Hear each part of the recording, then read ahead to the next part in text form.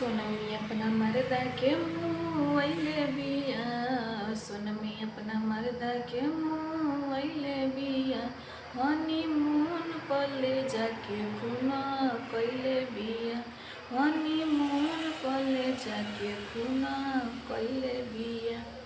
सुनी के खबर मचल बाटे खलबली, सुनी के खबर मचल बाटे खलबली, हनीमून पर ले जाके खुना कैले बिया। नैहर में रखले रहल कई गोला भर हो, नैहर में रखले रहल कई गोला भर हो। सोनमी अपना मर्दा के मुँहले बिया, हनीमून पर ले जाके खुना कैले बिया, हनीमून पर ले जाके खुना कैले बिया। दोस्तों अभी फिलहाल में मतलब कि राजा रघुवंशी और सोनम रघुवंशी का ये चीज़ मतलब बहुत चर्चा में चल रहा है। उसी के माध्यम से मतलब एक हमारे दिमाग में आइडिया आया, तो सोचे कि गीत गा कर छोड़ देते हैं यूट्यूब पे।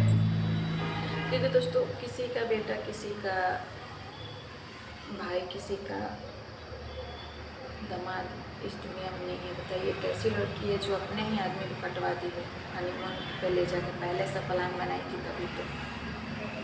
ओके दोस्तों, मिलते फिर अगले ब्लॉग में।